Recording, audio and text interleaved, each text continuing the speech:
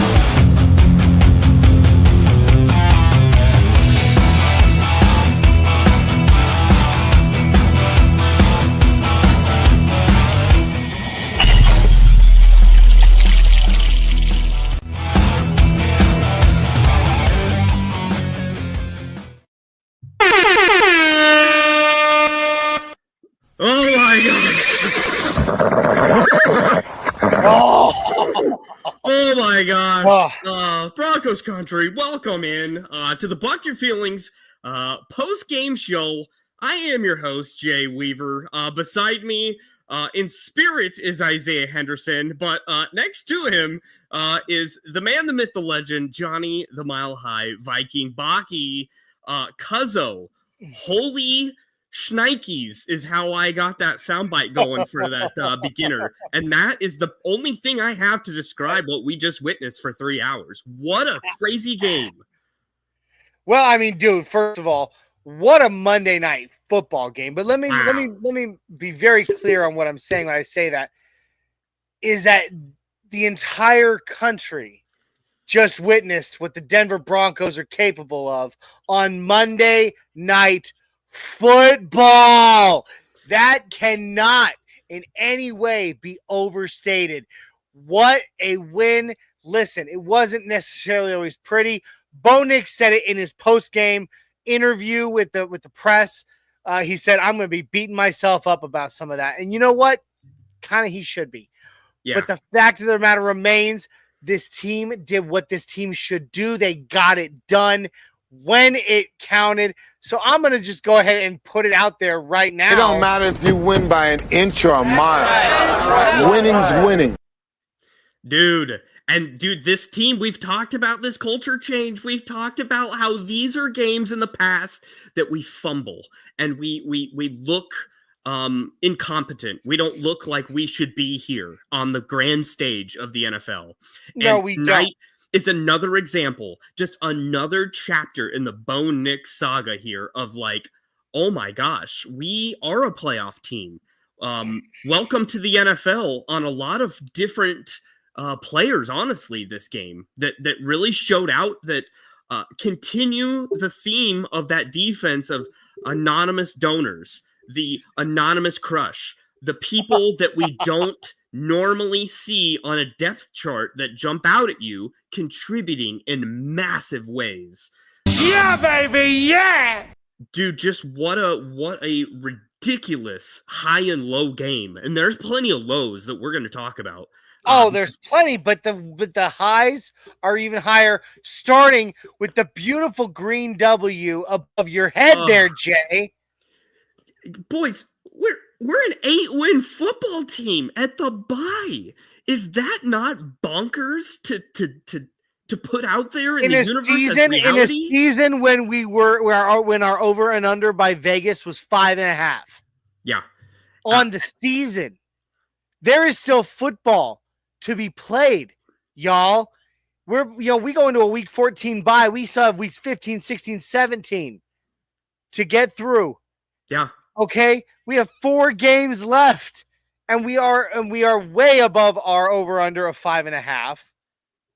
And right now we have managed now 4 weeks in a row, to maintain the 7th seed in the playoffs.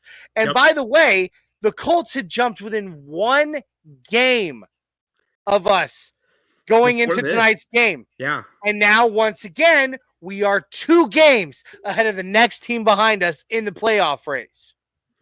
You know what this game reminds me of? I am not a wrestling fan, but I don't even know who says it, but are you not entertained?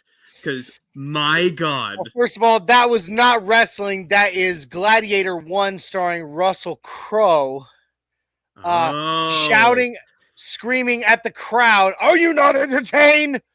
See, for some reason I had it Vince McMahon in my head of him. Oh, he may have said it once, but Russell Crowe is the man who said that when he scissor chopped a dude's head off with 2 swords, and then he looked at the crowd, threw the swords into the crowd, and said, "Are you not entertained?"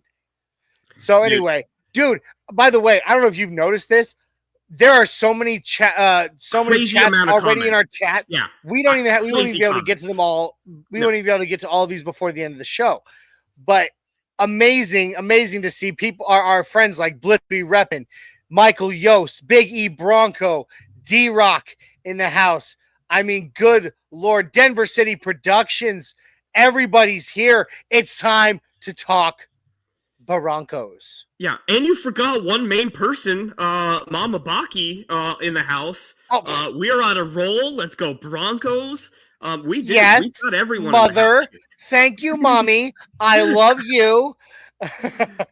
Man, dude, people are passionate about tonight because there were so many layers to this game, so many storylines, so many subplots. I honestly don't even know where to start, man. Well, I know where to start, if you don't mind. Go for it. If you haven't already, or this is your first time ever watching, and you're watching this on MHRT Network, please jump on over to Orange and Blue Network. Like, subscribe, share, and comment on YouTube, Twitter, Facebook, and check out the audio version of our podcast everywhere you are basically on all your favorite platforms. Then, if you're on Orange and Blue Network, jump on over to MHRT Network. Like, subscribe, share, comment, YouTube, Facebook, Twitter, Twitch, and even on Instagram.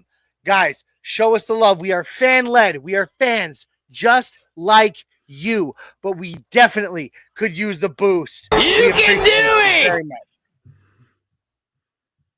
And, and honestly, we got to do one more thing, Jay, and then, of course, we're off to the races, and that is show some love to the sponsor of tonight's show, the Denver Broncos. Done got the dub, baby. Okay? But there's another way you can get yourself the dub, and that is by jumping on over to dubby.gg. The link is in the bio below. Dubby.gg, the home of Dubby Jitterless Energy Blend. This stuff is absolutely amazing. Comes in a multitude of flavors and gives you the kick you need to get your day started. Every single cup of Dubby has 2 cups of coffee worth of caffeine. However, you don't get the jitters and you don't get the crash later because Dubby has no sugar. It also has no calories, so you ain't going to get fat. It has no maltodextrin, no fillers, and no artificial colors for all of those of you with allergies out there. It's great stuff. It's all natural amino acids, B vitamins, and nootropics, including their patented Neurofactor nootropic, which keeps you sharp throughout your day. And the caffeine in Dubby is derived directly from the coffee plant. So this stuff is as amazing as it can be. gets you the kicks you need to go throughout your day without the jitters or the crash later. And as you can see right there, Dubby currently for Black Friday is 40% off site-wide. That's 40% off. Oh, my God. Incredible deal. That's an incredible deal. But I'm going to make that deal even better. The Broncos got the dub. Now I'm going to make your dub even better. How am I going to do that? Because at the checkout, you're going to punch in code NRWOB10. That's NRWOB10. Gets you 10% off on your order of Dubby. So that's 10% on top of the 40% site-wide, 50% savings right now. Run on over to Dubby. Get yourself the dub just like our Denver Broncos just did. Bam. Yeah, man. I just want to throw a couple heads ups here in the comments. Want to give some love to Danielle Berry Sports Highlights. That's a new name on me. That is a new name. Looks Here's like that's a Lakers fan potentially. The 2020 NBA champion Lakers there. So we can forgive them that. Yep, we can ignore that. But thank you for being in here. Appreciate the love. Man, I just and I also want to highlight this. Blitz be reppin', Weaver. I can't believe I was actually yelling to put Damari Mathis in. Please, Levi Wallace was getting cooked. And I don't know where to start in this game, but can we start there? Oh, Jay, okay, first of all, for those that don't know, Isaiah and I were side by side for this game for the first time in many, many months. And we actually did the pregame show side by side together. It was a lot of fun. We haven't gotten to do one of those in a while. And Isaiah, of course, bounced after the game because he's got a bit of a drive to get home, and it is snowing here. And unfortunately, here in Tennessee, when it snows, we do not have the infrastructure for icy roads. So Isaiah needed to get home. I understand why he didn't stick around for postgame, but you can ask him. Go ahead. DM him on Twitter. Hit him up on Facebook. I don't care. Ask him. All game long, I was saying, oh my God, they said Damari Mathis' name on multiple occasions. Jay is going to be on cloud 9. And, I got to show some love as much as Damari. It was good to see Damari Mathis. It was also great to see my Mizzou Tiger, Chris Abrams-Drain on the field. Happy. And by the way, Chris Abrams-Drain is that his first actual NFL snap, I believe? Correct. He played preseason. Yep, against Jeudy. He was against Jerry Jeudy, and he locked his ass down. He did. All right, Jay, I'm done with CAD. You can talk to Damari Mathis for the rest of the show. No. And I am so there are going to be very few props that I give Vance Joseph tonight, because all in all, this is probably the worst Vance Joseph game I have seen since the 70-point debacle in Miami. Honestly. But he did make the right decision in the very end of that game to put Abrams-Drain in on Jeudy instead of Wallace. So I will give him props for that. That is honestly what won us the game in the very end of that game, where it was still close and it was still hanging in the balance. He made that adjustment. Kudos to him. Abrams-Drain, a rookie. Wish he'd made it earlier. I wish he'd made it earlier. Absolutely. But I will say, no matter who was out there, whether it's Abrams-Drain or Wallace, there is zero reason why Pat Surtain should not have been on Jerry Jeudy's ass all game long, every single snap he breathed. Zero reason. Johnny, I have preaching to the choir, cuz. I have up here. Oh my gosh, where did it go? Here it is. I have the snap count here. Pat Surtain against Jerry Jeudy. 3 targets, 2 receptions for 20 yards. 20 yards when Pat Surtain was on Jerry Jeudy. Everyone else on Jerry Jeudy, 10 targets, 7 receptions for 215 yards and a touchdown. Yeah. Jerry Jeudy actually totaled 9 receptions on 13 targets for 235 yards. How in the absolute F did we let a single receiver get that many yards on us? No. Absolutely not. And I'm with you 100%. You're preaching to the choir. Isaiah and I were sitting side by side, and the whole game I'm looking at him like, I understand the need to mix things up, or they can start to, game plan for you. But at the same time, you have Pat Surtain the second on this team, the best cornerback in the NFL. Yep. And why in the absolute F have I been seeing Levi Wallace lined up against Jerry Jeudy on 90% of his snaps? Yep. Correct. And even at that, when we have seen instances in the past of us going that soft zone and not going man-to-man, at least we had the best wide receiver that they had on the same side of the field as Surtain playing zone. Tonight, Cleveland saw that and saw that Pat wasn't going to shadow Jerry, and they intentionally brought Jerry in motion to make sure that he was on the opposite side of the field of Surtain.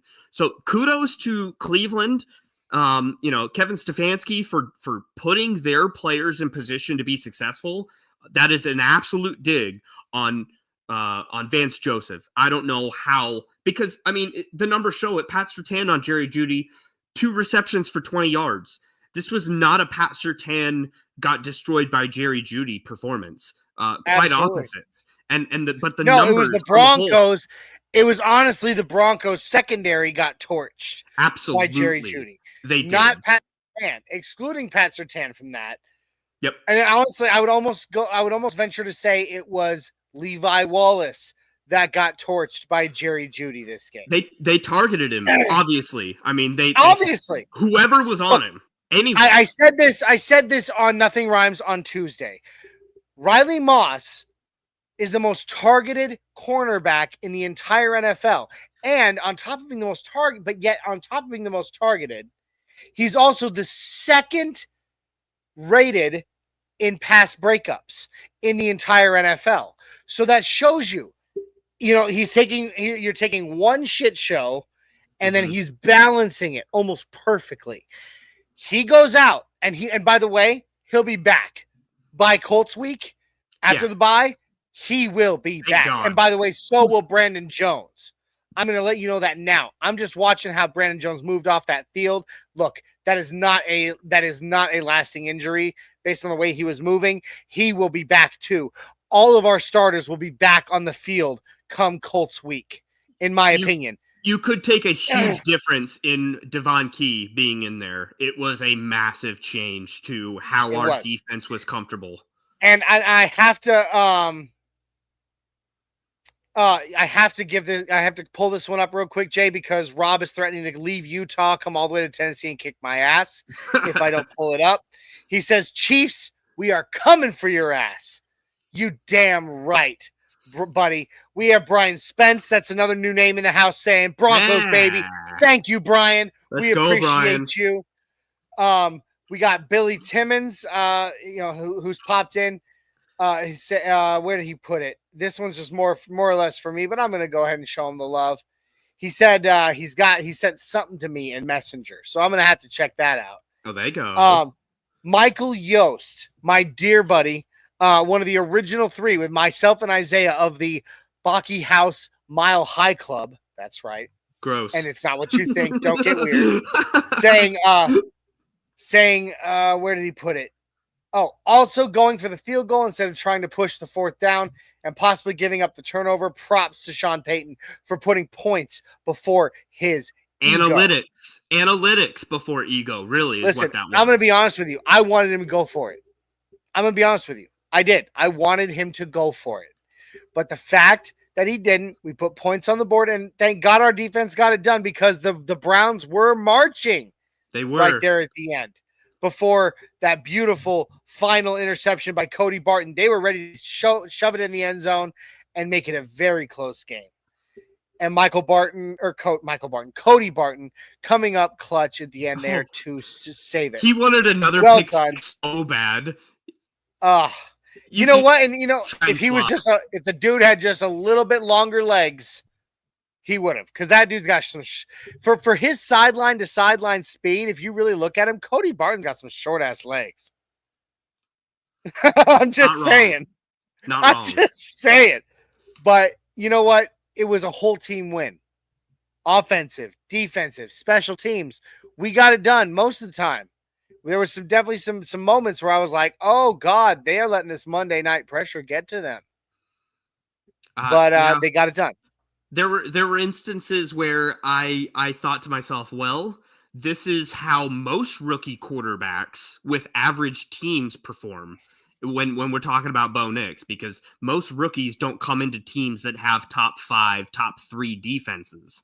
He's had the luxury of that all season long. And we haven't seen Bo had to be, fully heroic in a lot of things quite yet in his young career. And I thought this was going to be one of those instances where, like, ooh, if we're going to win this game, Bo, you're going to have to win a shootout. And are we ready for that? Had a late day at work, barely made it. Dude, yeah, let's buck and go. Denver City Productions. Thank you, Denver City. We love you, buddy. Well, I don't know if you said this name either, but Jonathan Blair in the comments as well. My Spirit Bronco Viking. There he is. War paint on his eyes and all. Dude, it was one of these days, Jay, I will take the time on game day when I'm not going to the game itself to actually paint the beard. It just, you all have no idea how long it takes me to paint my beard. And I would imagine the cleanup of that as well, because insane. When I was, when we went to the Tennessee game and I painted the beard blue, it took me so long to scrub that shit off. Now, and your beard was just a little like what you've got now, basically. Yeah. Mine is this. And I'm going to tell you right now, getting the orange and blue out of my beard, it takes at least 3 shampoo cycles in the beard to get it out. Yep. And it's insane. And it takes even longer than that to get it in. So, because beard hair, let's be like, I'm going to tell you right now, for those that have never grown a full beard, you have no idea how different the beard on your face is than the hair on your head. Like washing anything or putting anything into this is much thicker. It is much stringier and wiry. It is so much harder to get anything in this. And so putting the orange and blue in my beard that I do on game day when I'm going to the game is a bit different. I'm willing to take that extra time, but putting it in when I'm just going to be watching the game at home, it's a little more difficult, but it's fun. So the face paint's nothing. I just grab a paintbrush and just drag it across my face. But it's a lot of fun. Blitzby rep and popping in saying Levi Wallace better never play again. Well, it's that Levi Wallace is better suited for man. Or I'm sorry, zone. He cannot play man. He is not a speed cornerback that can keep up with any wide receiver with speed. He was getting toasted whether it was soft zone, man zone, or man to man. He was getting toasted all game. Yeah, he was. And they were picking on him. They knew that. It wasn't just Jerry Jeudy that was burning him. He got burned multiple times. Elijah Moore got a few on him. Correct. Did David Njoku got 1 or 2 over on him? I mean, there was just nothing he could do. Levi Wallace was nothing if not a liability tonight. Which, just a quick side note, congratulations, Johnny, for beating me in fantasy because of David Njoku tonight. That does pretty much sew up that you are going to the playoffs, and I will not be. So congratulations on that front. Pretty brutal. Here's the thing about our Orange and Blue Network Fantasy League. I've had a few bad weeks. No matter what, no matter how carefully I put together my team each week, I just got burned a couple of times by some very specific players who did not show up when they were expected to. And I've lost a couple weeks in a row when I was on like almost a record-setting tear through our league the last few weeks, or for this whole season. And so to lose like 2 games, I think it was 2 or 3 games in a row in fantasy, to finally get one up, I feel good right now. Kamani Dixon's in the house saying, great win. You damn right. Michael Yost was dumb enough to bench Jerry Jeudy this week, apparently. Just kidding, Mike. I love you, But buddy. honestly, that would make sense logically, because you would have thought coming into this game, Pastor Tam would have been on him because that's the only major weapon Cleveland has. On him like white on rice, like stains on a mattress. It doesn't matter. No, I don't blame you at all. I would have never guessed that Jerry Jeudy would have been on Pastor Tam for literally. I don't know if you caught this, and I don't really love giving Jerry Jeudy any real props in a so game. let's not. But at the same time, I'm going to give him a little. Dude, screw in that he just broke the all-time NFL record for yards put up against your former team. He did. I did see that. He broke the record. Career high as well. Jameis Winston with a career high in passing yards. Like, they had a historic night. And yet they still got that big red L above my head. Yep. It is insane how hot and cold our defense was. Because if you really think about it, without the 2 pick sixes, we lose this game pretty handily. At least one of those pick sixes. I think one of them won us the game. The other one secured the game, if that makes sense. Yeah. I think we could have gotten it done with just one of those pick sixes. It's just that the other one truly set us above and beyond. Yeah. So I mean, Blitz B Reppin comes out and says, McMillian. Oh my God. Dude, he played terrific. He got burned on a couple, but on the whole, he held up his end of the bargain for in a big way. Person he had. In a big way. How about this one by Billy Timmons? I want to answer this. I won an auction on a jersey for Bo Nix. Bad investment? ?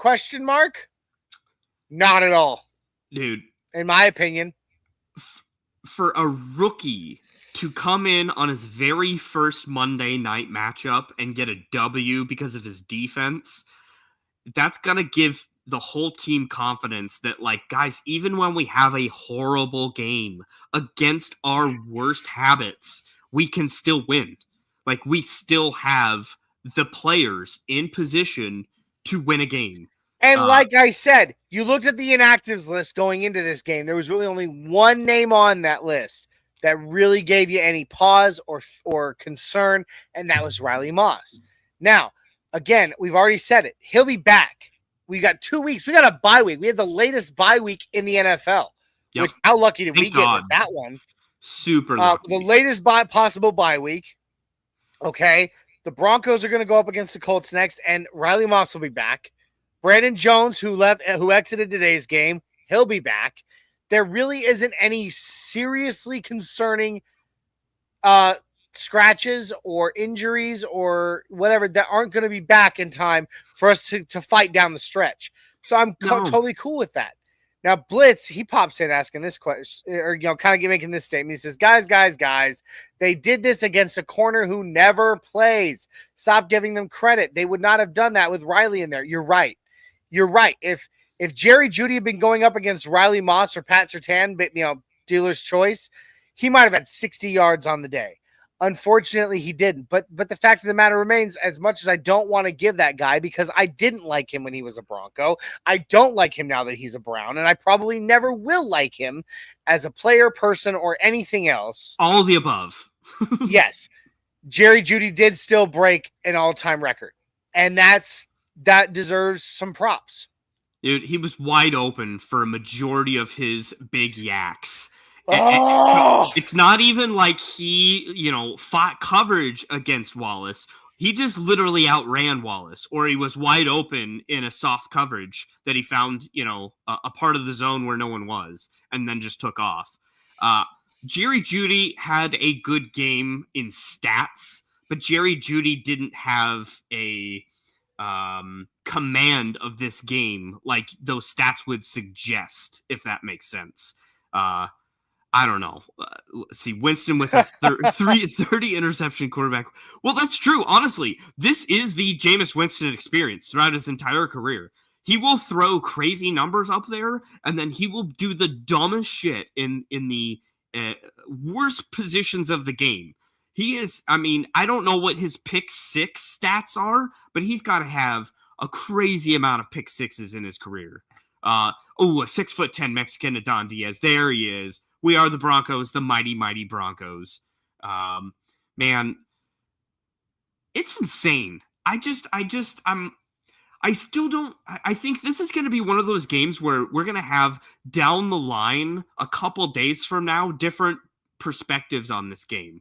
there's so many layers to dig into this game of what went right and what went wrong that I just don't know if we're going to put it all together just tonight. So I guess it's a good thing that we're on a Monday night here and we've got Nothing Rhymes tomorrow night to further digest this game and to further analyze exactly what went on. How about this? Let's talk McLaughlin. That's for another. A second. Yeah. Jaleel McLaughlin, the closest running back we've had all season to breaking 100 rushing yards. Isaiah and I were counting it down, and I was hoping, I was hoping he'd bust it. He didn't. He came he came damn near close because Jaleel McLaughlin ultimately had 14 carries for 84 yards at 6 yards per carry. That's pretty impressive given what we've had. You know, he had good vision tonight. And by the way, Javonte Williams, get the F off my field. I'm so done with you. Yep, all done. I don't need to see another carry. It is very in the same ballpark as Lil Jordan Humphrey. Thanks, but no thanks. I'm all done with you. I don't want to see any more contribution from you from the offense. He has had so many chances. And like we said 2 weeks ago, right? When we beat the Falcons, Jay, everybody was like, you even said it, the death of Javonte Williams was greatly over-exaggerated. And remember, I said, yes, he was great in this game, but I'm not a believer because he is so inconsistent week to week to week. And we saw a great game out of him against Atlanta. And then in the last 2 weeks, he has literally plummeted off a cliff. Couldn't get positive yardage at all. Javonte Williams, 4 carries. Are you ready for this? For 1 effing yard. Yeah. Dude, I'm out. I'm out on Javonte. Did you know before this game, at least I didn't, that it had been 29 games since we've had a 100-yard rusher? That is the longest streak in the NFL. That's nuts to me. I was floored by that stat that they showed up on the broadcast. Broke my heart.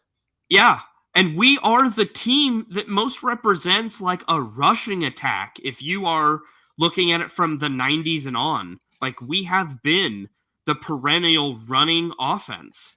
That's sickening to me that we profile now as a team that can't run the ball. It's disgusting. I mean, you have guys in your history like CJ Anderson and Clinton Portis, Terrell Davis, Reuben Drones, Mike Anderson, Orlandis Gary, Tatum Bell. I mean, we can keep going. Quentin Griffin. I mean, there's just so many that have gotten 1,000 yards. We could get 1,000-yard rusher without trying, let alone 100 in a game. That was nothing. So that's Michael Yost says McLaughlin does the legwork. Williams gets the glory, buddy. I don't know what glory Williams is getting, but I promise you, it's not on this show. Glory. And I promise you, nobody with a brainstem in Broncos country is giving Williams any glory for 4 carries for 1 friggin' yard.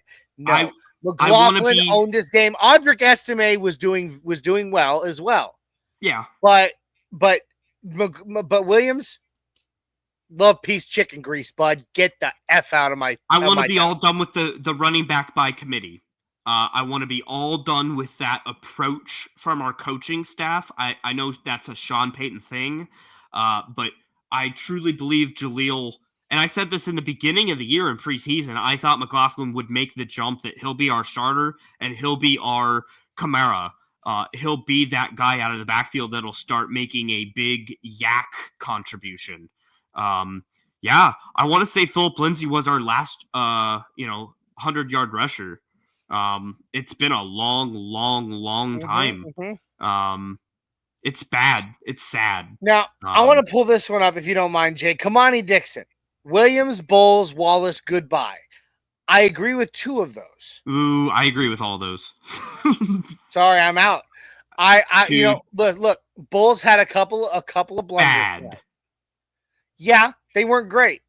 But when you look at him over the season, he's played. Garrett Bowles has played incredibly well. He's a top 5 left tackle in the NFL. Ooh. Regardless of a couple. Yes. Okay. All right. I know. Hold on. Hey, I know the stats. The stats bear that out this year, but on the totality of the player, I just that is definitely not the case. He has been an aberration this year specifically. He's played extremely well. He has played extremely well, but it's not just this year, Jay. He was the same way last year, and he was the year before that too. Everybody just wants to forget it, honestly, because of the mistakes he made early on as a rookie. Got that. And even in his second year, some struggles. For whatever reason, Broncos Country cannot get past those years of his play. Yeah, he had some mistakes tonight. He had one hold, and he had one. And granted, they were back-to-back. He had the classic Chiefs penalty. The classic Chiefs penalty where he's not on the line. Granted, he was, unlike the Chiefs, he was actually too far back. Or unlike the Chiefs, he was actually called for it. Right. But I mean, what I'm trying to say is the last 3 years, he's been a top 5 left tackle in this league, regardless of a few mishaps. And yes, there was 2 of them tonight, and they were back to back, which definitely hurt us on that particular drive.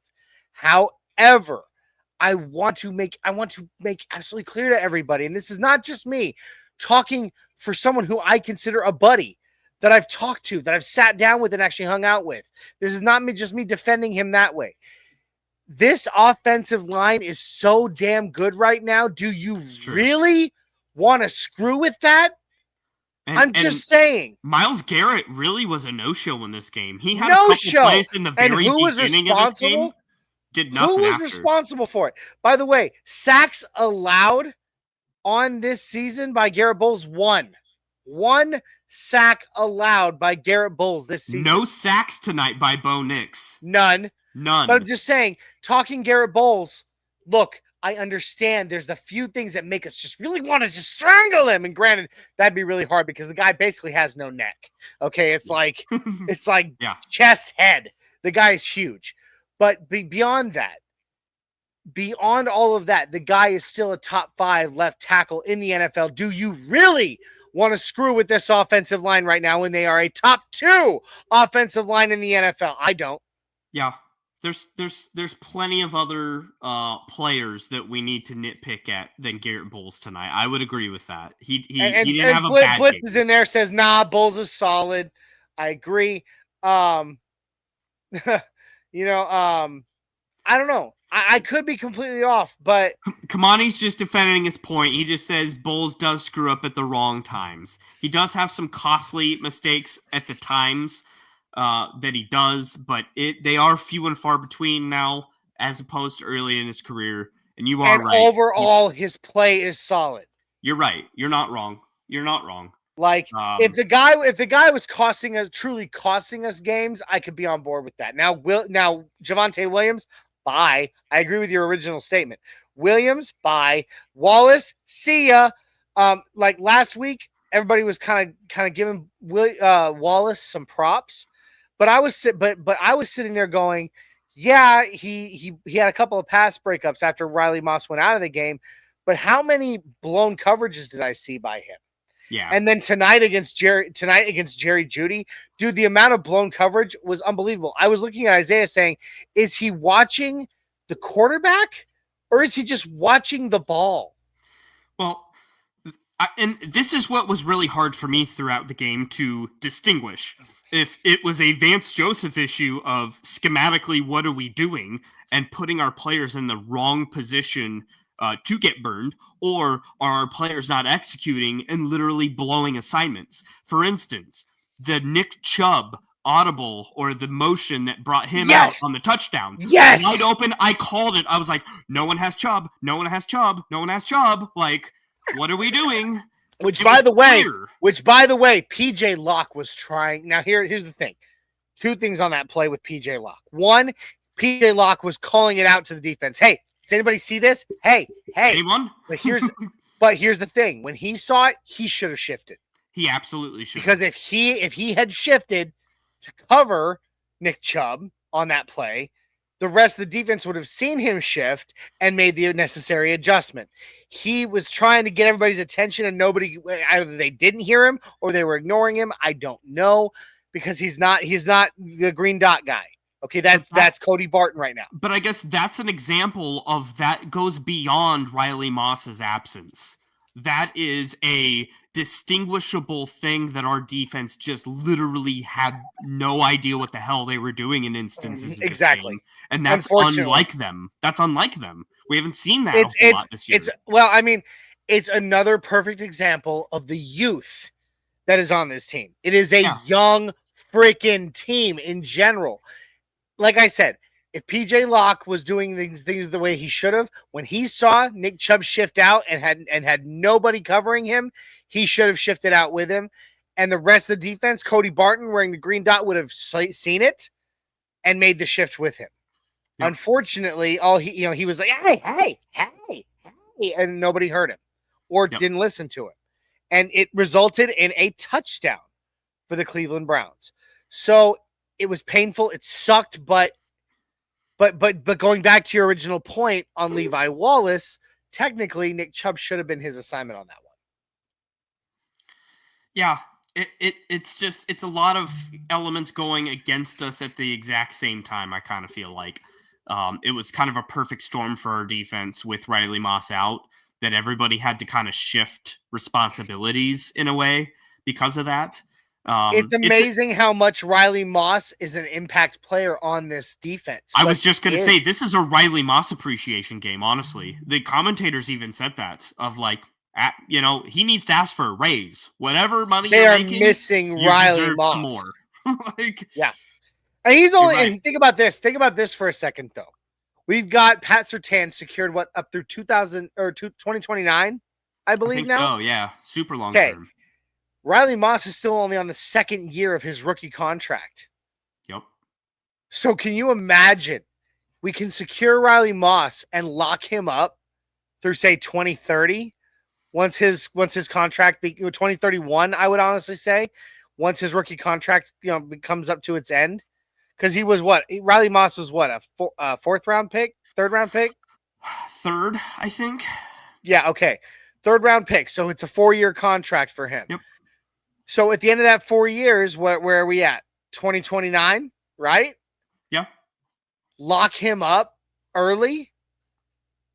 Well, maybe exercise his fifth year option early and lock him up early and get those two on the field together. It's a really good tier, though, because you're also in the same lifespan of Abrams Drain in his rookie contract. MIZZOU. I really think he's going to be good. He's got the speed and he's got the size that is desirable for that position. He shut down Jerry Jeudy on his very first NFL snap. He had one pass interference that was somewhat questionable, but understandable. BS pass interference. They were hand fighting the whole way. And you're right. That wide receiver was stiff-arming him back. It was kind of an offensive pass interference that Abrams Drain was just trying to knock his hand down. All he did, what caused the pass interference on CAD was when he wrapped his arm from underneath up around the wrist of, I believe that was Moore. I believe it was Elijah Moore that had that play on. I think so. I think you're right. He wrapped his arm up and around, and that right there was the defensive pass interference. But you're not wrong. It was hand fighting the entire freaking way. Yeah. It should not have been called, but it was, and unfortunately, you can't challenge it. And it kind of hurt my feelings. I'm not gonna lie. When I first saw Abrams Drain out there, and it wasn't Damari Mathis next man up. So you kind of see where the pecking order is in that positional room. It ain't Damari next man up. Hey, Damari was the next man up though, because he was in the game before Chris Abrams Drain ever touched turf. It's true, he was, but it was short-lived. He wasn't in there when Abrams Drain was in there at the same time. He had several good balls. He did. Several good plays. He did. Yay, Damari Mathis. I was literally like, yay, Jay. Oh, your boo got it done. Nope. I looked over at Don and I was like, that's my man right there. Speaking of, did you have a good evening with the lady watching the Broncos game? Yeah, absolutely. She's still new to my personality during a Bronco game, which obviously contrasts a whole lot to my maybe day-to-day personality. So she's getting the full front of it. Jay, you were a groomsman in my wedding. Okay, I have been married almost 15 years. Okay, my wife is still to this day getting used to my personality during a Broncos game. I asked her today. I was like, "So I've had these a while. I added the for my Mile High Viking. I added the 2 fan chains, just cause why not?" And I asked her, I was like, "Hey, how does this work with the cloak, with my Mile High Viking cloak?" And she was like, "It's great for the craziest that is you." Yep. So, like Dawn is just now getting a taste, and my wife and I have been married almost 15 years, and she's still not on board with it. So, it is what it is. So it's a lot. It's a lot. We're passionate. Now, Billy Timmons throwing something in there I was not expecting. I saw a glimpse of Devon Key. I'm looking forward to him. Hard pass. I'd rather not. Okay, so 2 games ago, PJ Locke went out. Devon Key came in. Or was that against Kansas City? I want to say it was against Kansas City. Yeah. No, was it against? Yeah, it was against Kansas City. Devon Key was in the game, and he blew it in a big way. And then he blew it the next game because PJ Locke was still out.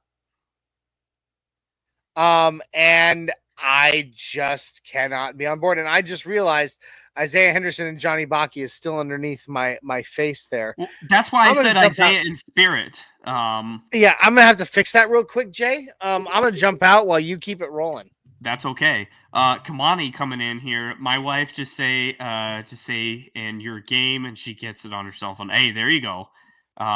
That's kind of how Dawn was as well. She just got on her cell phone for a hot second and just soaked it in while I stood up and paced. Because, dude, this game was so back and forth that I couldn't sit down. And there are very few Bronco games that are as up and down as this one was. But prime time with those sick unis, and we haven't even hit on that point. I absolutely adore the white helmet. We've seen the white helmet last year in the Christmas game with the Denver D, and I love the Denver D logo, but there's something about the horse head with the white helmet that just popped. Absolutely love that helmet.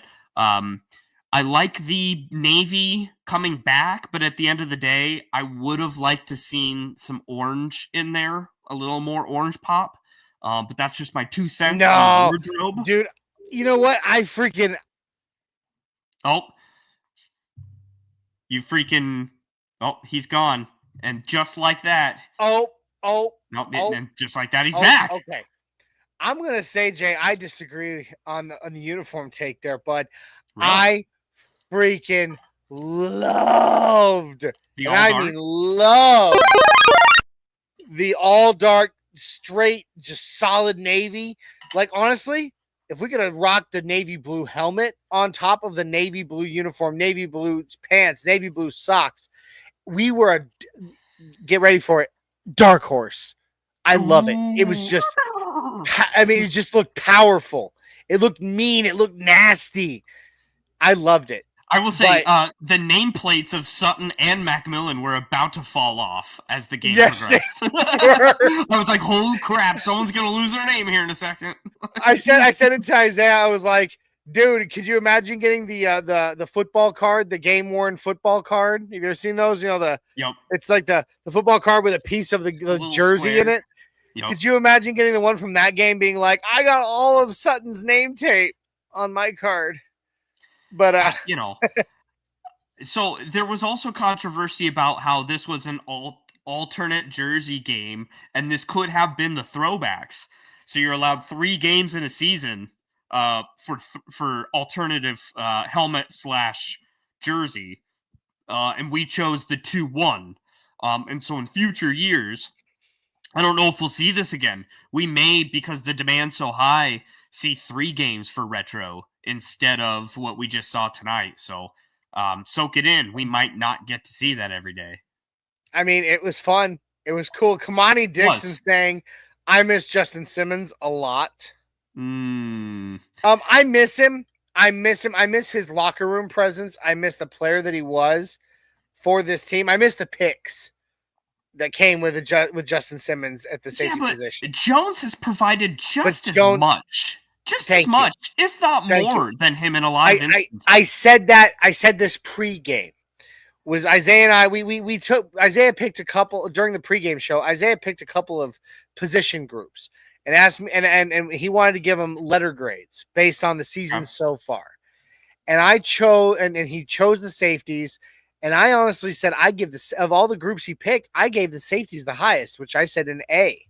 I gave the safeties an A because Justin Simmons, undisputed leader of the locker room, had stepped out, had been gone.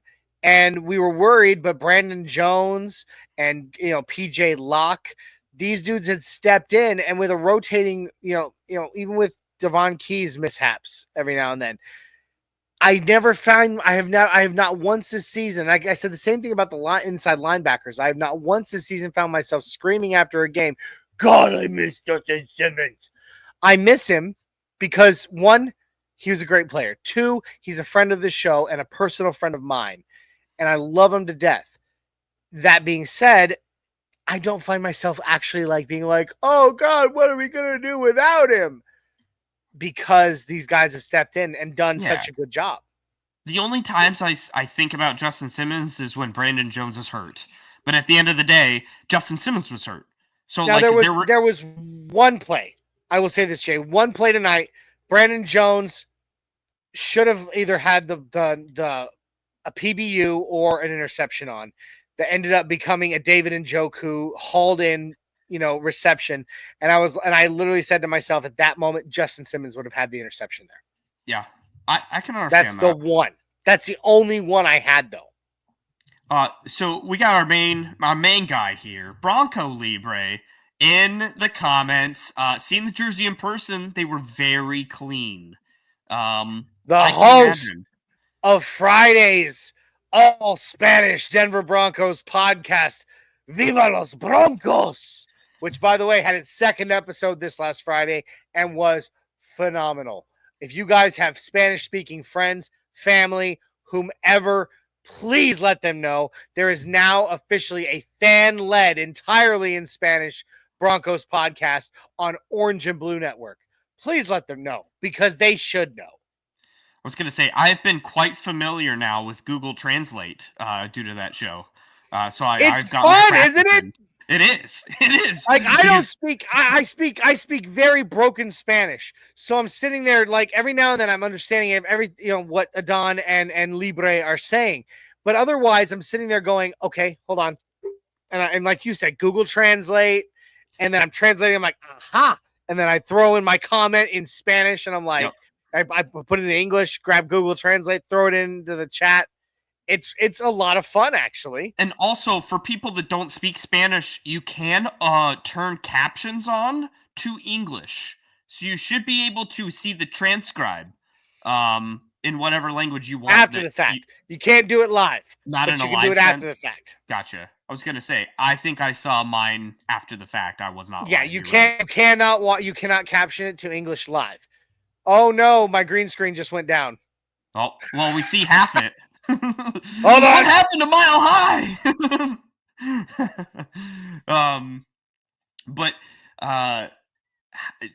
There is another, I guess, layer to this game that I want to get into, and that's the wide receiver group.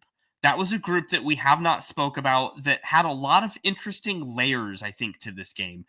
Specifically, the amount Courtland Sutton continues to be targeted in crucial moments, which I absolutely love because he is the guy that, we have the most trust in, I would say, in that positional group.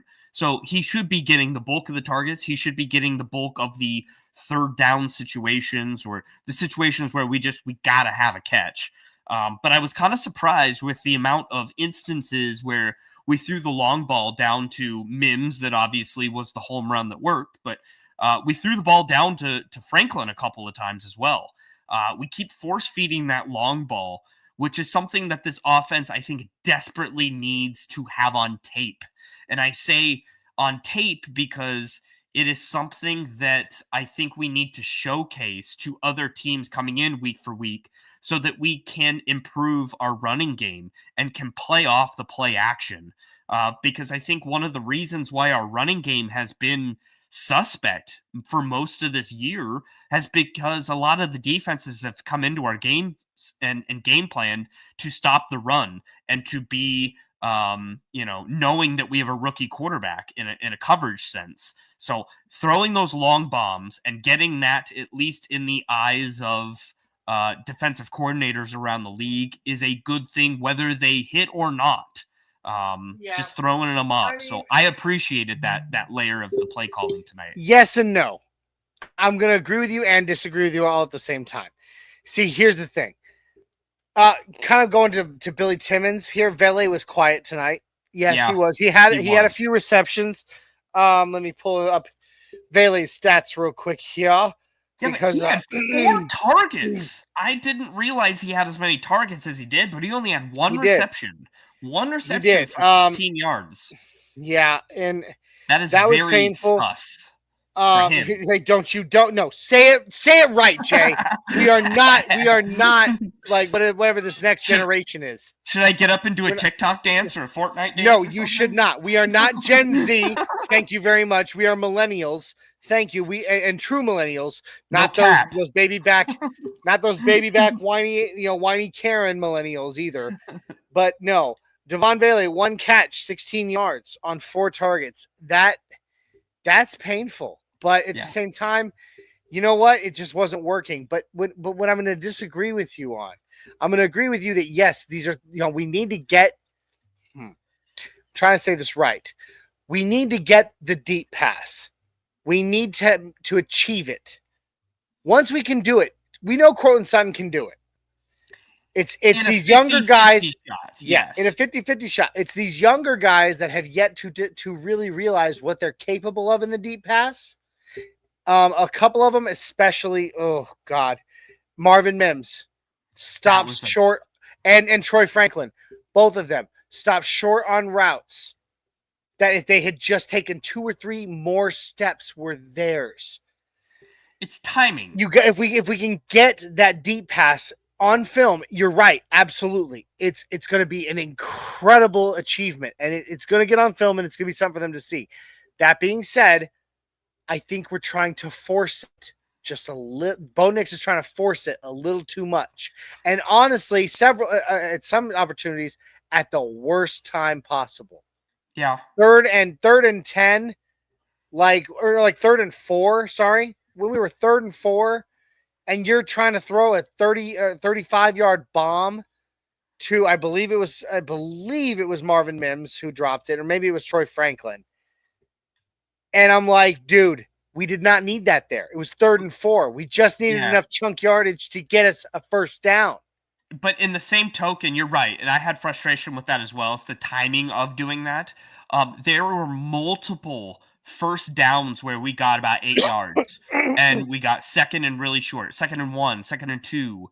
And at those instances, we chose to continue to run it. And I've always looked at, 2nd and 1, it's go time. Go take a shot. Because if it doesn't hit, you have a 3rd and short still. You have a 3rd down. But when you're doing it on 3rd and 4 or 3rd and 2, come on, man. Yep. Get us that first down. You can go for that deep pass later. Bronco Libre saying, say it with your chest. Absolutely. I'm 100% with you right here. But it is what it is. But I loved seeing the Mims one hit because it gives Mims confidence that he can get that. And that was a perfectly thrown ball. It was. Just right now, in that pocket. Granted, the closeness with the cornerback that was on his right. By the way, I don't know if you caught the next gen stat on that. He only had about a 0.04% chance of making that catch. He got it. Yeah. Wonderful. The play I want to highlight, the pass from Bo, it was a screen pass that he made. I can't remember to whom. I'm going to have to go back and watch again. But he threw it right off the back of Adam Troutman. I mean, like inches. Oh, that was to Franklin. Yeah, thank you. It was to Franklin. Yep. To right off Adam Troutman's back. Literally made it impossible for anybody but Troy Franklin or Adam Troutman's back. I thought it was going to hit his back. It was that close. I did too. It was that close. But if you really, when I watched it again, because when they went to commercial break, I rewound and watched it again. Bo was looking right at that spot when he threw the ball. That was his intention. He wanted to literally hide Troy Franklin catching the ball right behind Adam Troutman's back. Because Adam Troutman's a big dude, much bigger than Troy Franklin. He literally was trying to hide it behind him so that when Troy Franklin broke out from behind Adam Troutman, he could get a good chunk. And guess what? It worked. And Franklin broke a tackle on that play. That is a play that you have to get a broken tackle, because if you get hit your first contact, that's going to be a no gain or maybe a positive 2, like hardly anything. That's a yak play. And so you have to break tackles when you do that. And it's just, we haven't really seen that out of someone like Mims or Franklin, who has the jets to go turn up field and get that yak. So it's really nice to see at least Franklin on that play break a tackle and do something with it. We just need to see more of that. It's the old Demaryius Thomas play. Peyton and Demaryius had that play down pat. I absolutely adored that play for so long. That wide receiver screen. So yeah, but I mean, but thrown so closely behind the blocker's back. It just when you looked at Bo Nix's eyes and where he was aiming for that throw, he meant for that ball to be as close to the blocker as he did. And that is something you don't see from a rookie at all. It's true. It was also really nice to see the resurgence of some target share for our tight ends. Finally. Lucas Kroll came up pretty big with 3 targets for 3 receptions and 24 yards. But one of them I remember was a 3rd down play that got us a 1st down. It was a very critical catch. But we need to have more mixture in for our tight end room, keep the defense honest, and at least have some sort of threat out of that position. Because too often we just become dormant and don't even give a sight to our tight end that's on the field. And that, that's never good to not be diversified in your target shares. So I'm glad to at least see that happening this game. Absolutely. And I could not agree with you more. There are definitely things I want to see more out of some of these guys that I feel like they are actually, I would honestly say the lion's share of these guys, that they are just like this close. Yep. This close to pulling it off. And then yet somehow they're just that far away from achieving it. So, but these are young guys. These are young guys that still are rookies that are still trying to iron out those details. So this was a discussion we kind of had in the chat a little while ago, but with Reynolds coming back seemingly from injury, do we activate him or do we mess with the chemistry? I heard an interview today with Mike Kliss saying that there are mixed reviews in the building to activate Reynolds, and that it is a real possibility he could be shelved for the whole season. Well, I mean, here's the fact. Here is the fact. We saw Reynolds early on, and real quick, answering Kamani Dixon's. What college Mims from again? He was in Oklahoma. Yep, Sooner. He was a Sooner. But looking back, looking at the season as a whole, Josh Reynolds and Bo Nix had excellent chemistry in both preseason, training camp, and even the first few games of the regular season before Reynolds got hurt. But again, that was back during a time when Bo Nix was still finding his footing. This offense was still finding its footing. And I feel like now they have found it. Granted, tonight was not as great as the last couple of weeks have been for this offense. Big E Bronco, woohoo, woohoo! Love you, Big E. But it was tonight was not as great as it has been the last few weeks. However, there is a chemistry building between that not only is building now has been established between Bo Nix and Surtain, Nix and Franklin, which we already knew was there, and honestly, it can keep going up. Nix and Mims, Nix and Vele, that's a big one. And so That's a really tough question because while he had great chemistry with Bo early on, it's kind of like, you know how I always love to use my military references? I'm going to use a military reference here. You have a guy who gets hurt in the Army, all right? Had this happen. Dude in the Army, got wounded, left the line for a while, right? Went off to the hospital. He was gone for 6 weeks, 2 months, whatever. During that time, your platoon, my platoon, went through a bunch of stuff without him. He comes back after 2 months, and suddenly, even though when we first got to Afghanistan, when we first got into the war zone, that was our dude. He's kind of an outsider because he hasn't been there. He hasn't been there through all of it. He hasn't been part of what we've been building during that time. So I'm going to go right back to that. I'm going to use that wonderful, that military reference and talk about it here. Reynolds and Bo were great early on, but Bo was struggling. The team was struggling early on. Reynolds was one of the few shining stars during that time, and then he was gone.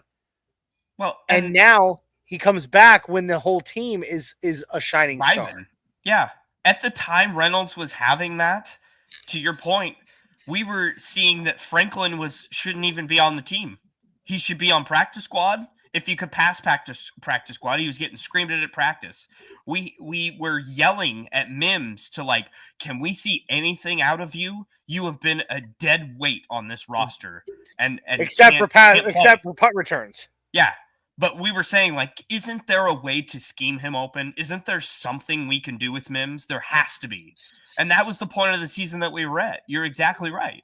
And such a night and day difference between who is involved in our offensive scheme now compared to at that point when Reynolds was there.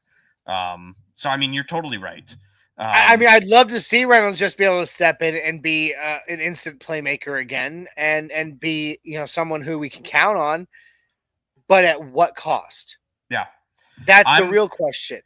I'm in total agreement. I actually don't want Reynolds to be elevated unless he is getting replaced with. Let me ask you a question, Jay. Obviously, we're in an hour and 7 minutes right now. Let me ask you a question about regarding Reynolds here. Okay.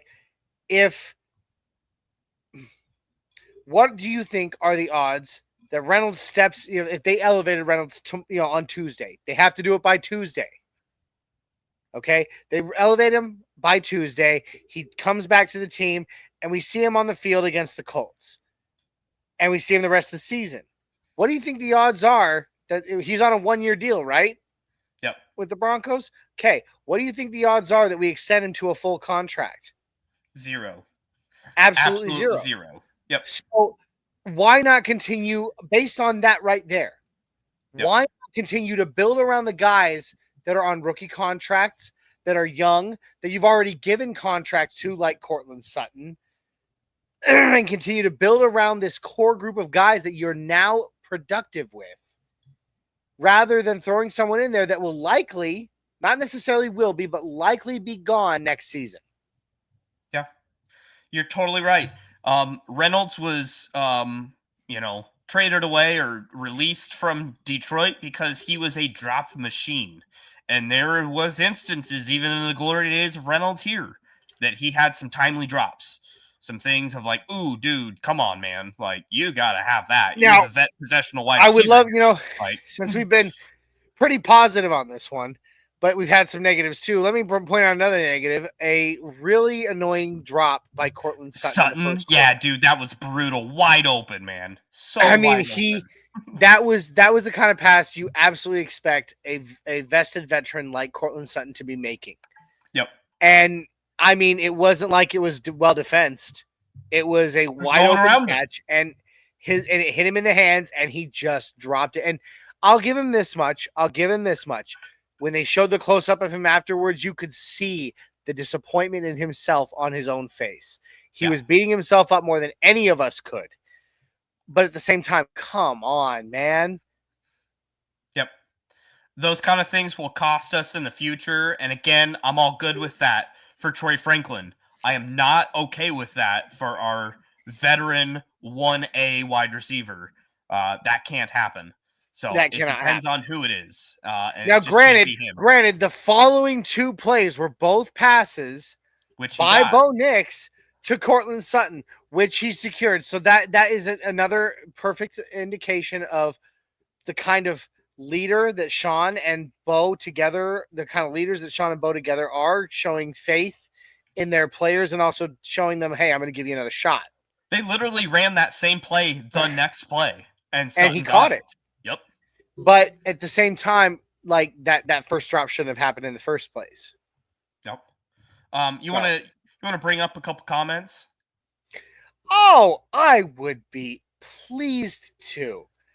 Billy Timmons saying Sutton is his crutch and kryptonite. Everyone he's throwing at him. It's true. Yeah. I mean, he does look at Sutton quite a bit. But every rookie needs that. Yeah, absolutely. I'm sorry. I'm tired. I worked all day and then I'm doing this tonight. So I'm tired. Big E Bronco. Cleveland's probably got the second or third best secondary in football. They did, but not in this game. We were going up against a backup corner, and then after the third quarter, we were going up against two backup corners. Yeah, I was going to say two of their players went out. Pretty different defense that we played in the fourth quarter versus the first quarter even. So yes. But then Big E says it takes a couple of years to learn that Sean Payton offense, guys. Just wait till next year when it starts opening up the motions and everything else. We are last in the NFL in pre-snap motion, and that's because of the personnel we have. And that's not always going to be that way. It won't be. So that's the next step in the playbook, the next step of the generation of the Sean Payton playbook. So we're not quite at that advanced stage yet. Agreed. So, all right, you wanna get some balls going here, dude? I've been waiting to give some balls. Let's give some balls. Absolutely, let's get on.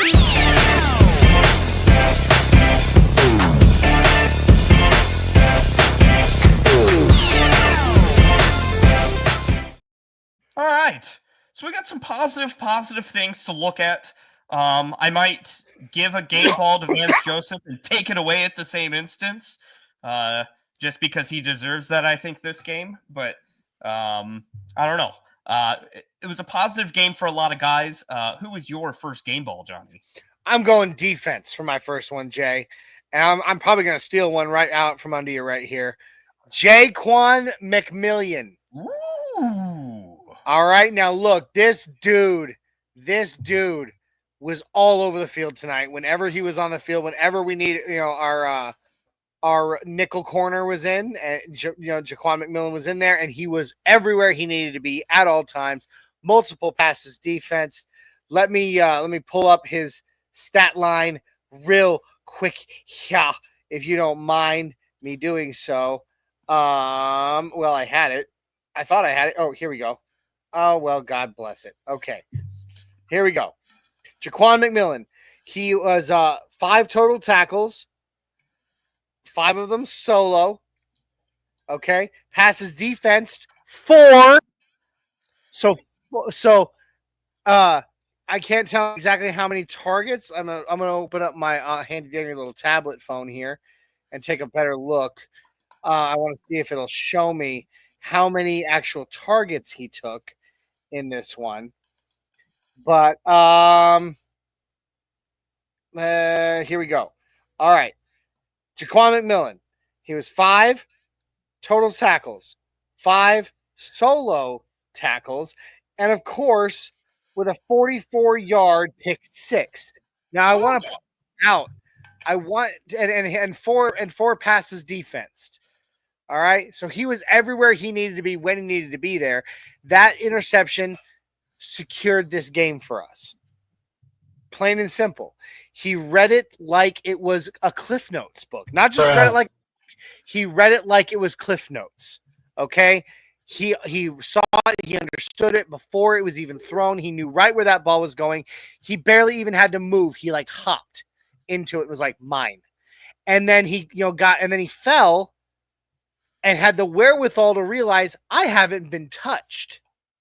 So he gets to his feet from a completely supine position on his back, on his ass, gets to his feet and takes it all the way down the field for a touchdown.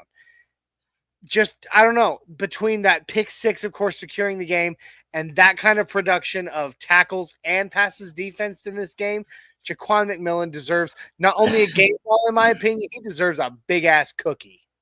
So I was kind of scared, I'm not going to lie. When he fell to the ground and got back up, I thought for a second he didn't realize he hadn't been touched, and he got up and started running to the end zone to do the whole celebration team thing after a turnover. I swear I thought that was going to happen. I was like, oh, crap. Someone tell him. Well, here's the funny part. Isaiah and I, like I said, like we've established, Isaiah and I watched this game side by side together in person. And Isaiah was like so pumped. He was like, pick, he got it. And then Isaiah started to walk away. He couldn't see the TV anymore.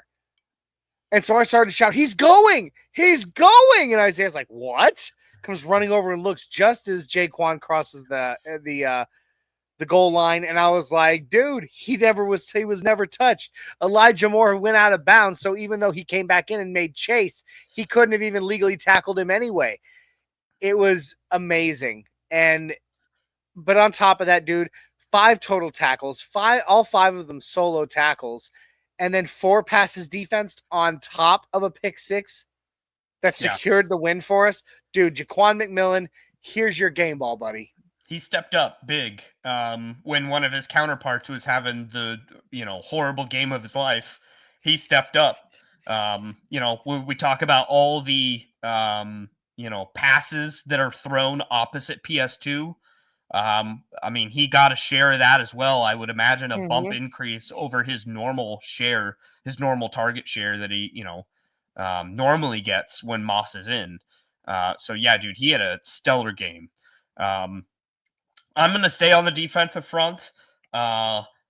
Dude, I recently this week on the Black Friday sale did purchase a fantastic design from a boy D-Line. It is the Casa Bonito shirt. It has the whole bell tower and the whole thing of Casa Bonito in the bright orange. So can't wait to rep that.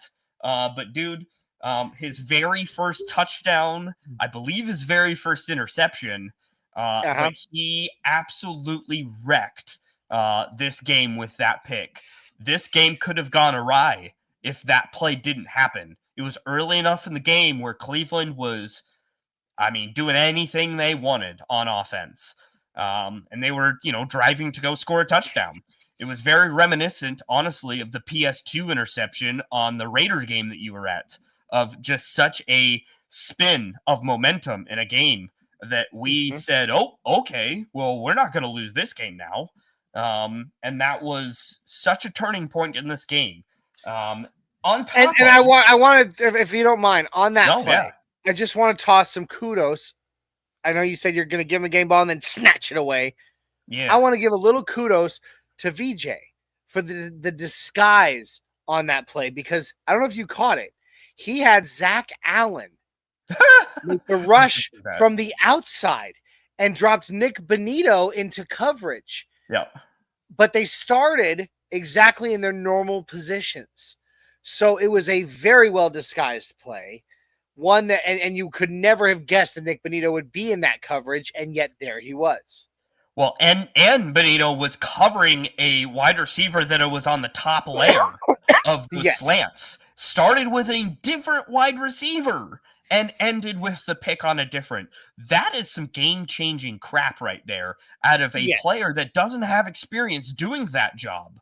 Like, that is outside of his normal skill set, and he was able to watch the quarterback's eyes enough to make a game-changing play like that. And on top of that, he got 2 quarterback hits and a sack. His normal thing, just a day in the life, walking the park. Even more than that. Where is it? There we go. He also had another tackle. Yeah. That was a solo tackle. So, it's not necessarily in terms of tackling his best game that we've seen, but just all in all, he was a game wrecker. Yeah. A game wrecker, a home wrecker, all of the above. Nick Benito, just hats off to you, man. House anytime, but if he's a home wrecker, he's not invited.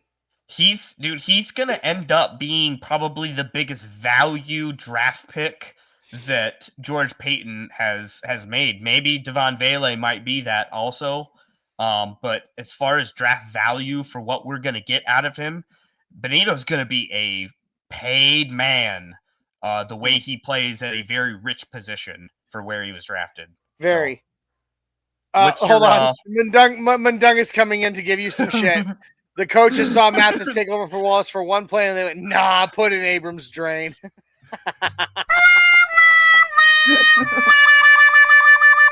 That is thanks, Mundungus, for really putting a cap on that. But you're right. I saw that, and I was so happy to see Mathis. You're a monster! And then just like that, my happiness was snatched away from me. Oh, that's... You're killing me, Smalls. Yep. Anyway. Pretty brutal stuff, but yeah, no, I'm with you 100%. Nick Benito definitely deserves that game ball. For sure. I mean, this defense, like we literally started out our game balls to the two pick six guys in this game. Yeah. So, I mean, you're not wrong. I'm going to move on to offense for this next one. And I'm going to go ahead and I'm going to give this one to Marvin Mims. Ooh. All right. So this last week, I was reading some articles, and a lot of praise for Marvin Mims has been in his usage out of the offensive backfield. You know how Sean Payton has discovered a diamond in the rough in a running back that was not drafted to be a running back for this team, and talking about his usage, as coming out of the backfield. However, Marvin Mims, ultimately, people were calling him Debo Mims this week. I don't know if you caught that. 3 receptions on 4 targets for 105 yards. Granted, his long one was a 93-yard catch, which, by the way, was on 3rd and 4. I think so. No, it was 3rd and long. It was like 3rd and 8 because we were still backed up. Bo Nix was it was 3rd and 10 because Bo Nix had to drop back into the end zone from the 2-yard line to make that pass. Oh my God! And granted, huge kudos to Bo on that pass because it was a perfect spiral, perfectly threaded pass. But I already stated it. Next Gen Stats gave Marvin Mims less than almost a 1% chance of actually making that catch. That's what she said. given the closest of the cornerback on his right. And yet he made the catch, and then he turned on those afterburners that we know he has, and he makes it all the way downfield, 93 yards for a touchdown. Earlier in the season, I will eat my words when I called him Brick Hands Mims. He's surprised everyone, man. He has started to show up. He has started to show out not only as an awesome threat in the run game, which is shocking, but a really good threat in the pass game the last couple of games. And today he definitely earned a game ball. And that's why I laugh back in the beginning of the year when people were saying that, Mims can't be a part of this offense because he doesn't understand the playbook or he's a bad route runner. And so we need to give up on him, write that one off and look at how massive of an impact he's having on an every game basis nowadays. Yes. Every game he makes at least 2 or 3 plays that change a game. And he's consistent in doing that now. It's not just a one-shot outlier of the season. He's consistently making game-changing plays. So feed that guy, feed his confidence. As those wide receivers go, most of the time they are headstrong guys. They're divas. I mean, they need confidence. I'd love to throw out there. He also had 1 rush and outrushed Javonte Williams today. 1 rush for 4 yards. So yay!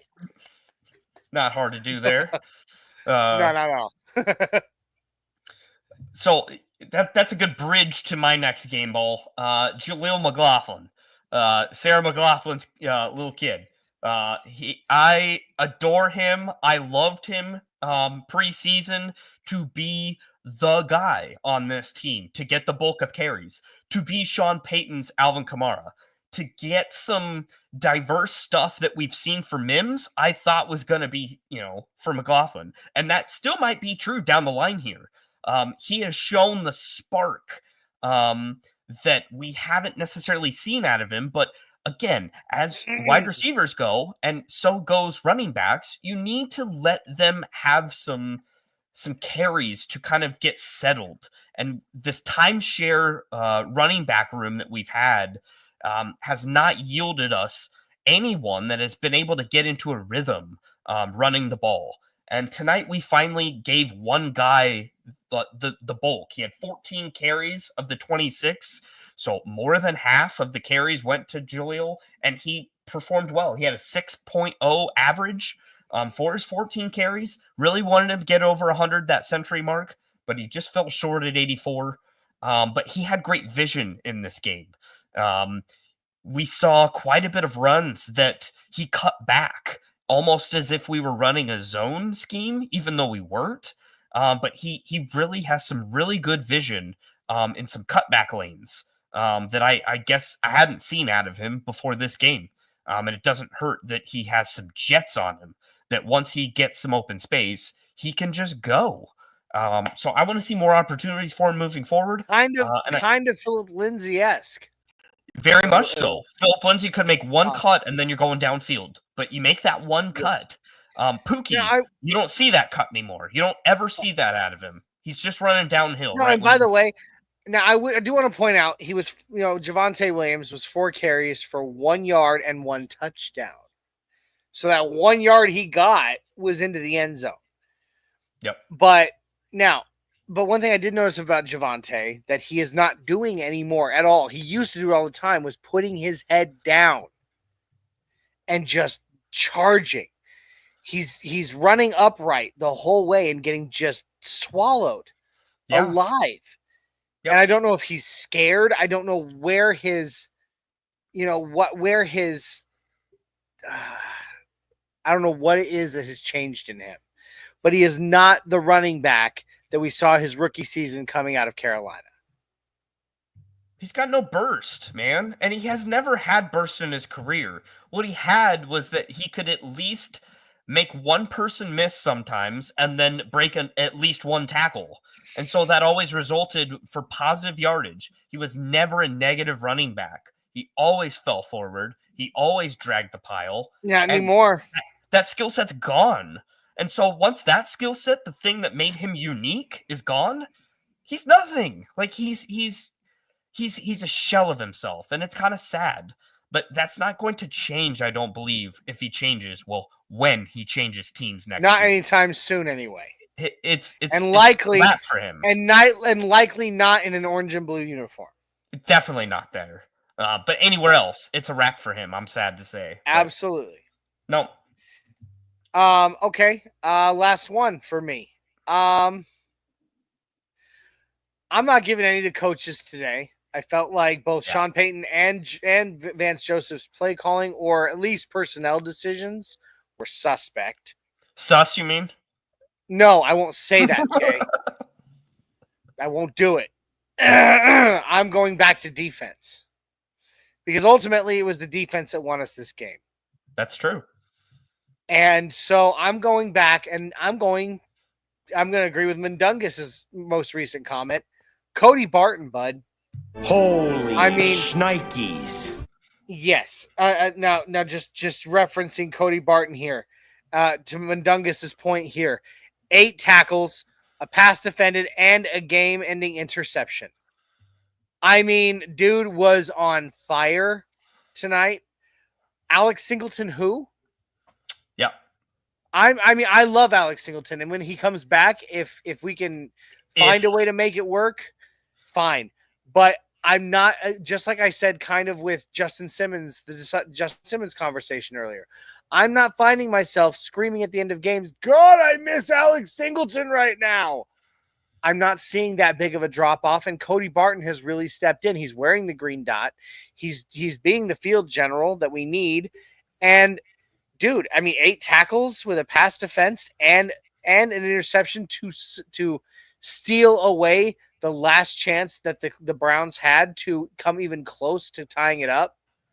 Yeah. Dude, I mean, granted, they would have still, even if they had scored, even if the Browns had scored there, they would have had to kick an onside kick and secured it and then still driven back down the field for another score in order to win that game, in order to win this game. But even so, he was Cody Barton was like, I'm not waiting. Yeah. I'm not waiting any longer. I'm going to get this ball. We're going to run the clock out and we're going to call it right now. And he did it. He jumped the route. We have not had a great plethora of coverage linebackers over the past several seasons. Long time. And Cody Barton has proven that he is actually pretty damn good in coverage. Yeah. And so all that on top of all that on top of recording 8 tackles. I have it here. 8 tackles, 5 of them solo with a pass defense and a game-winning interception, dude, or a game sealing. I wouldn't say game winning. I wouldn't say game winning. I would say game sealing interception. For me, Cody Barton gets that my third game ball. Yeah. And Mundungus comes in here saying, that's why it really sucks that Singleton got hurt, because we could have seen Singleton and Barton on the field all together, all at one time. Sternad is fine. And I would correct you, Mundungus. Sternad is more than fine. Sternad has been playing out of his mind this year in a position where he's never really gotten an opportunity to actually play non-special teams minutes, if you will. And he has been fantastic. I don't remember a whole lot of instances where I point to Sternad being a liability. No, today alone, 5 tackles, 4 of them solo with a pass defense by Justin Sternad. I have zero issue with Justin Sternad, and I think, honestly, that's the reason why we have not felt the Alex Singletary or Alex Singleton injury. Like, that's the guy who's plugged the hole. Barton is playing out of his mind as well, but it's Sternad that's really stepped up and said, all right, we're fine here. I'm a stabilizing force here. And that's a big deal to have. Well, I kind of was shouting that out to just the whole inside linebacker core right now. But Cody Barton definitely sealed the deal today with that interception. And of course, being, being second on the team, I want to say. Second on the team in tackles today. Because, believe it or not, even though he kept getting burned, the tackle leader for this team today was Levi Wallace. Well, that's because he was targeted so damn much. You got to break the tackle because you're throwing it so damn much. But yeah. So, all right, last one, Jay. You're the man. All right. I'm going to give a game ball to Bo Nix. And the reason I do is not because of stats. He went 8 for 35 for 294, a tutty, and 2 interceptions. With a overall quarterback rating of 65.7, which is awful. But that's because of those interceptions. One of those interceptions being a tip that was not his fault, that got tipped up from, I want to say Denzel Ward tipped it up. Denzel Ward poked a hand right in front of Cortland Sutton and popped it into the air. Yeah, not Bo Nix's fault. That's not a bad throw by Bo Nix by any means. And then the other one was the maybe ill-advised. Yeah. The other one was the Hail Mary that went over Mims that I want to say Ward came down with. That was Ward's pick. And that, you probably want that one back. But, it was the right throw because it was single coverage. We saw the safety come off to the side. And so it was single coverage. And I don't doubt him for trying to make that play. Just, kind of a bad throw. But he is a continuing, consistent force for this offense and this team in an overall sense. 0 sacks given up once again. I just continue to think about the games that we had that were close games last year, where at the worst times, Russell Wilson would make his own mistake out of nowhere. Ill-advised. No one's forcing his hand. He just runs into a pass rusher, or he spins into a pass rusher, or just does the dumbest crap in the world. And we're not seeing that out of a rookie, let alone like a vested veteran. Let alone someone that knows what he's doing. So it is just so insane that this is the floor that we have with Bo Nix. He's only going to get better. And it's again you chalk this up to the culture change. You chalk this up to this is just a different team than we've had in years past. We're trending up, like you're saying, man. And it starts and ends with the quarterback position, the most important position on any football team, and that is Bo Nix, man. I'm just so happy he's our quarterback, and I'm so happy he's our quarterback for the next 10 plus years. Absolutely. What a steady force for this football team. Mundungus brings up that play you talked about, the interception by Ward over Mims. He says it was the right throw. Nix got flushed to his left, which threw off the route, and Mims wasn't able to recover in time, and Ward picked it off. Also, I was watching back. Isaiah and I were watching back, and we were really looking at Mims's feet. He stopped short, maybe a foot or maybe a yard or two short on his route. And then he tried to recover by moving back to get it, but it was too little, too late. It was over. The Frank Costanza stop short. Don't you stop short with me? Yeah. Thank you. Oh, terrific. That's funny. But yeah, man. Yeah. It was the right throw. Cerebrally, that was what he was supposed to do. He read that defense perfectly. It's not his fault his wide receiver stopped short, to your point. So again, those are two mistakes, but two mistakes that with different situations probably aren't his fault fully. But man, we got ourselves the most important player on a football team, guys, that we've lacked for so long. We have the guy that we will build around. Yep. That's what's important, is that we've had players on this team over the years, over the past 9 years, that are good players, but they're not the kind of guys you build your team around. Yeah. You don't go drafting players. No offense to some of these guys, because they were great players. They're good guys. Justin Simmons, you didn't go drafting specific players to play around him. You don't. I mean, Pat Surtain might be the lone defensive exception. You might try to go draft players to play around Pat Surtain, but as far as the whole team goes, you want that guy in that most important position that you can build, you can draft and sign and signings to put talent around that person for them to succeed. And he's that guy. Yeah, I mean, in the offseason, we talk about, hey, whose jersey are you going to get? Hey, what's a player that you think's going to be around long enough to invest a jersey in? Folks, go buy yourselves a Bo Nix jersey, because that guy ain't going anywhere anytime soon. It's already been shipped. That's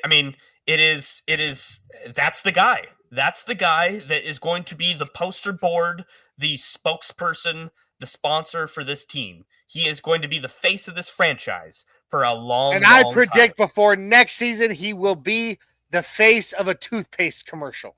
Ooh. Have you seen the smile on our quarterback? I'm just saying. I mean, look at our quarterback room. You got Zach Wilson, and then you got Jared Stidham. I mean, those are some good-looking fellers. I'm just talking about the smile, dude. Like, those teeth are so white that they reflect the stadium lights and could blind people.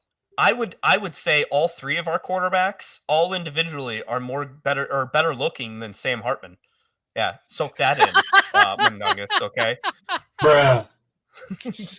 Oh, there he is. Sam Hartman, on command, as I was talking about. Are you guys talking about good-looking men? Sam Hartman. He says, "Sexy biatch." Yes, Bo Nix is not Sam Hartman. Oh my God, that's terrific. Anyway, so honestly, we've gone through our 3 game balls here. It's been a hell of a night.